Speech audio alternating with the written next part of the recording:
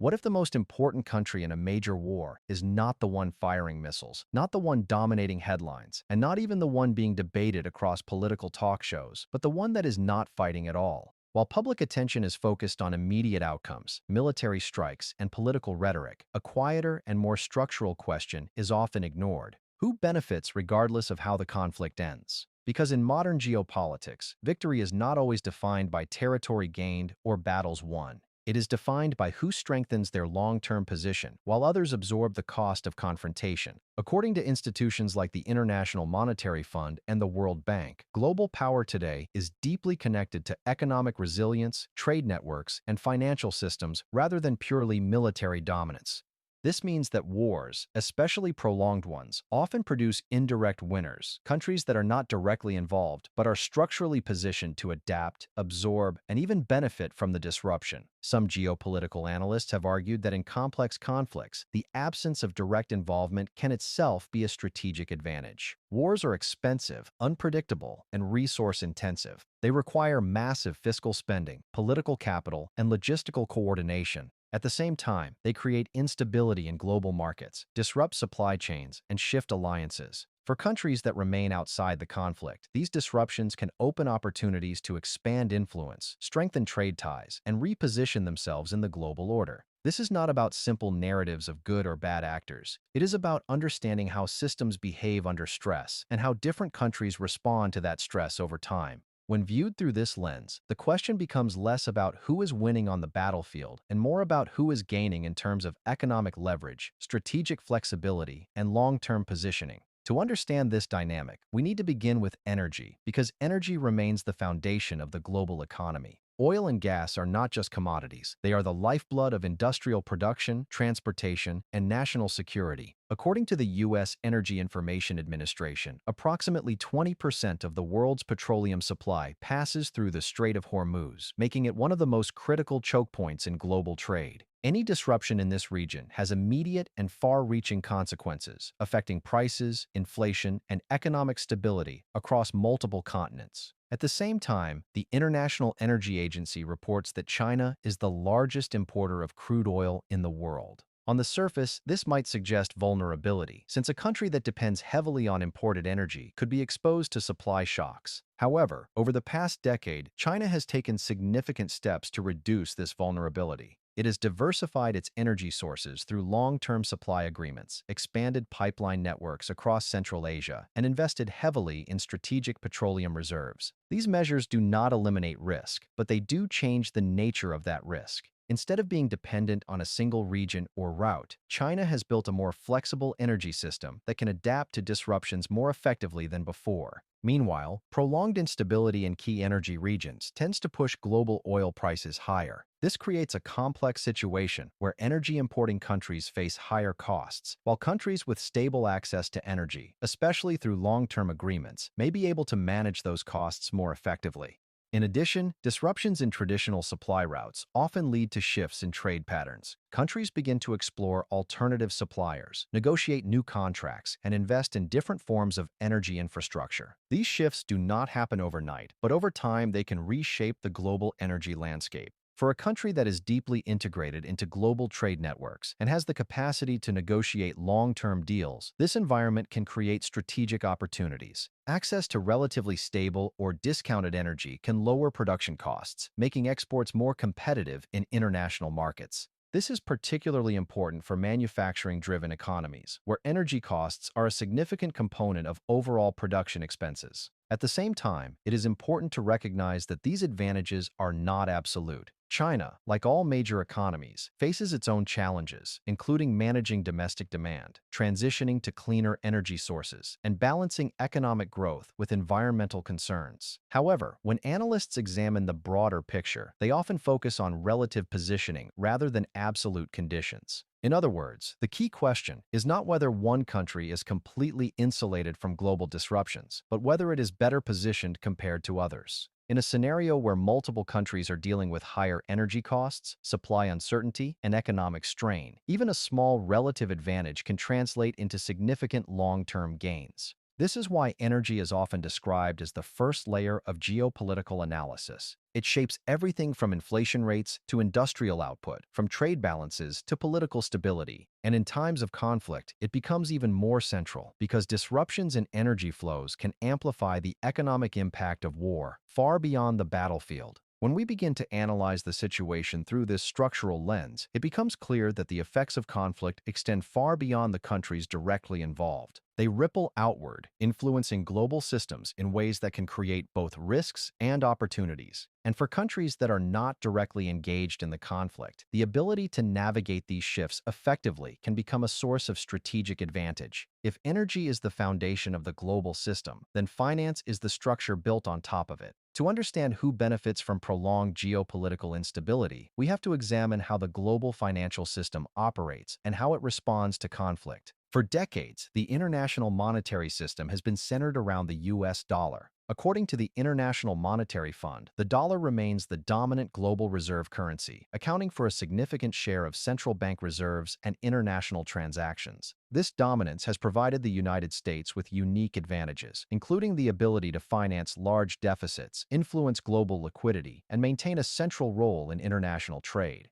A key part of this system has historically been the pricing of energy, particularly oil, in US dollars. Because countries around the world need energy imports, they also need access to dollars, creating a constant baseline demand for the currency. Over time, this has reinforced the dollar's central position in the global economy. However, financial systems are not static. They evolve gradually in response to economic pressures, political developments, and technological change. In recent years, some economists and policy institutions have begun to discuss the possibility of a slow and incremental diversification in global currency usage. This does not suggest a sudden shift away from the dollar, but rather a long-term trend shaped by multiple factors. One of those factors is geopolitical uncertainty. When conflicts emerge, especially in strategically important regions, they can introduce volatility into global markets. Governments and central banks begin to assess risk differently. They look at exposure to sanctions, currency fluctuations, and supply disruptions. According to analysis referenced by the World Bank, countries facing external risks often explore ways to diversify trade relationships and financial dependencies. This can include increasing the use of local currencies in bilateral trade, expanding regional financial cooperation, or developing alternative payment systems. These shifts are typically gradual, but over time they can influence how global finance is structured. In parallel, emerging economies have been increasing their share of global trade and production. Data from the World Trade Organization shows that developing countries now account for a growing portion of global exports and economic activity. As their influence expands, so does their interest in shaping financial systems that better reflect their own economic priorities. This includes discussions around currency diversification, cross-border payment infrastructure, and regional financial institutions. Again, these are not immediate transformations, but long-term developments that unfold over years or even decades. In a scenario where major powers are engaged in costly and prolonged conflicts, fiscal pressure becomes another important variable. Wars require significant government spending, often financed through borrowing. Over time, this can increase debt levels and place additional strain on public finances. While advanced economies have strong financial systems and deep capital markets, sustained fiscal expansion can still influence economic policy, interest rates, and long-term growth expectations. For countries not directly involved in conflict, this environment can create a different set of conditions. Without the immediate burden of war-related spending, they may have greater flexibility to invest in infrastructure, technology, and industrial capacity. This is where relative advantage begins to emerge. If one group of countries is allocating resources toward military operations, while another is focusing on economic expansion, the long-term outcomes can diverge. Investment in infrastructure, manufacturing, and innovation tends to generate compounding returns over time. It strengthens productivity, enhances trade competitiveness, and builds resilience against external shocks. In contrast, while military spending is sometimes necessary for national security, it does not always produce the same type of long-term economic return.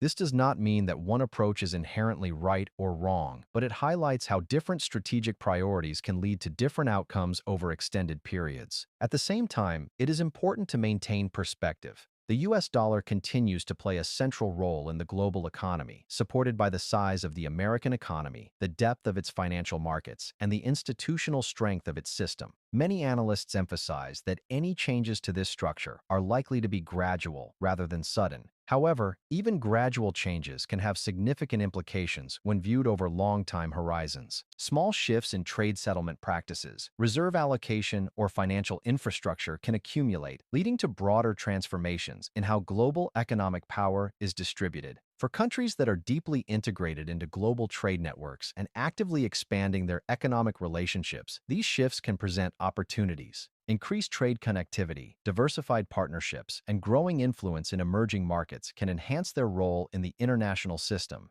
In this context, being outside of a direct conflict can allow a country to focus on strengthening these areas, while others are dealing with the immediate challenges of war. This does not guarantee success, but it can improve positioning in a world where economic influence is increasingly tied to connectivity, stability, and long-term planning. When we step back and look at the financial layer as a whole, a clear pattern begins to emerge. Conflict introduces stress into the system, forcing countries to adapt. Some face higher costs, increased risk, and constrained resources. Others, particularly those not directly involved, have the opportunity to adjust strategically, expand their economic footprint, and build resilience. Over time, these differences can shape the trajectory of global power. And while the outcome is never predetermined, understanding these dynamics provides a clearer framework for analyzing who may benefit, not immediately, but structurally, as the global system continues to evolve. If energy forms the foundation and finance builds the structure, then trade, infrastructure, and long-term strategic positioning define the direction in which the global system moves. Over the past 2 decades, one of the most significant shifts in the global economy has been the expansion of interconnected trade networks, particularly across Asia, Africa, and parts of Latin America.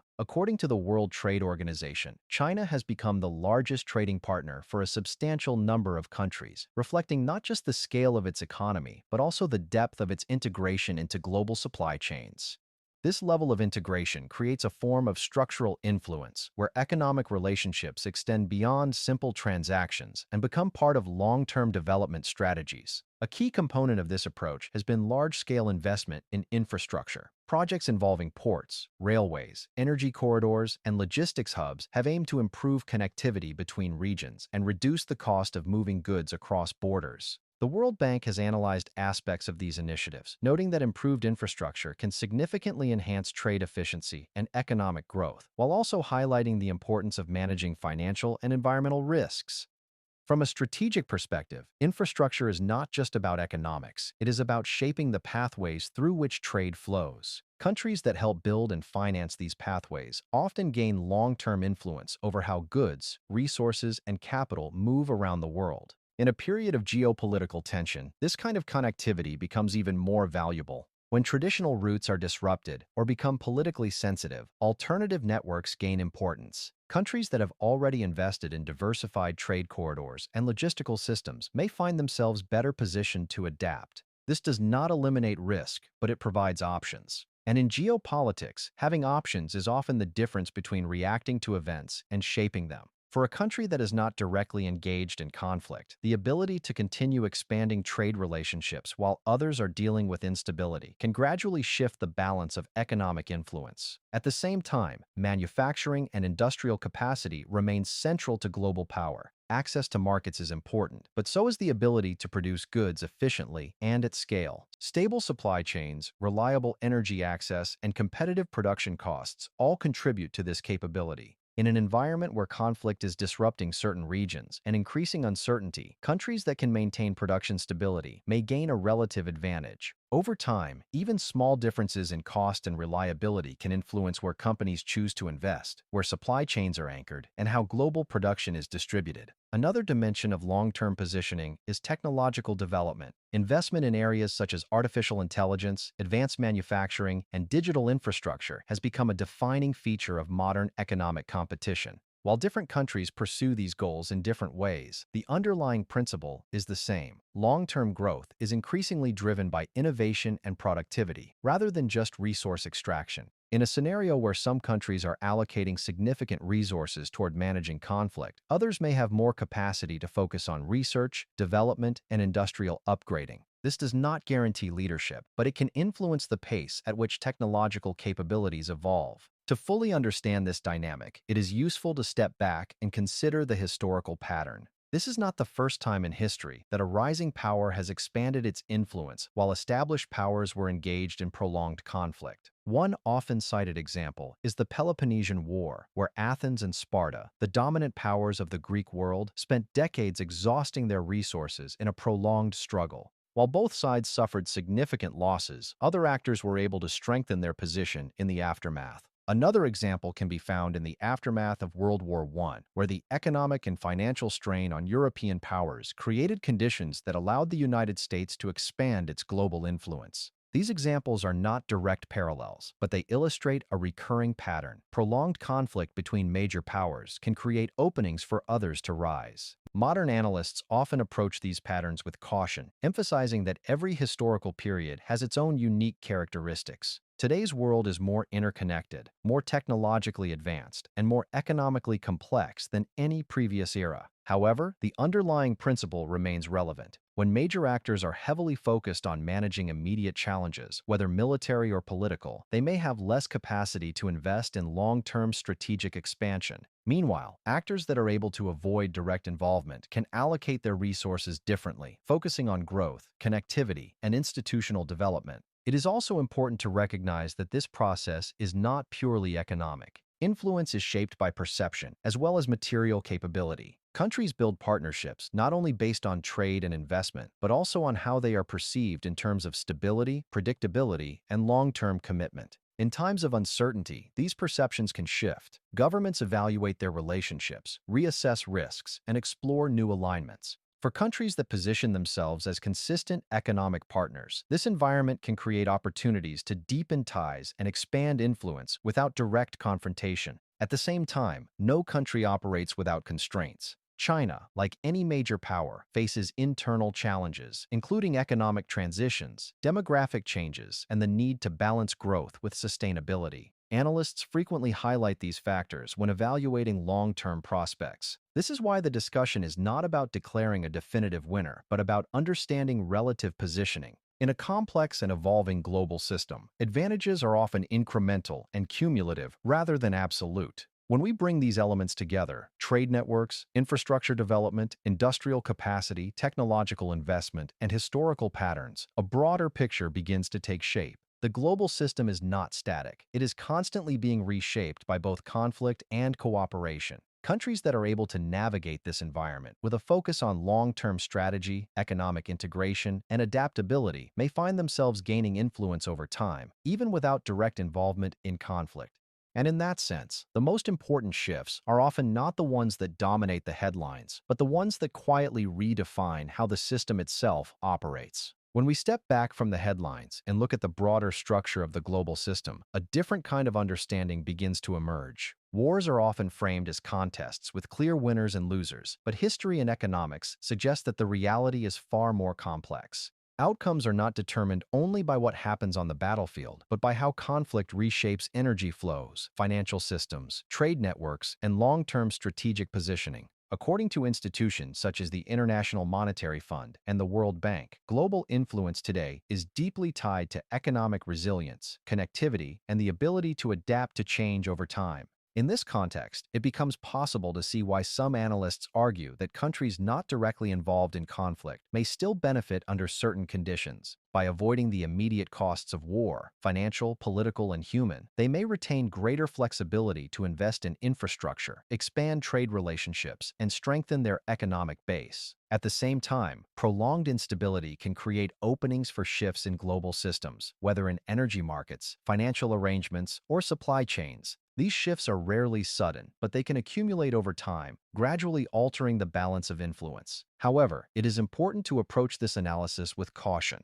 No outcome is guaranteed, and no country is without its own challenges. Economic pressures, domestic constraints, and global uncertainties affect all major powers in different ways. The idea that any single country wins no matter what should not be understood as a certainty, but rather as a framework for examining relative advantages in a complex and evolving system. What matters most is not a single event, but the direction in which trends are moving. Ultimately, the key question is not simply who wins or loses a particular conflict, but how that conflict reshapes the world that emerges afterward. Because in geopolitics, the most significant victories are often not the most visible ones. They are the result of long-term strategy, patience, and the ability to adapt, while others are focused on immediate battles. And understanding that distinction may be the most important step in making sense of the world we are entering.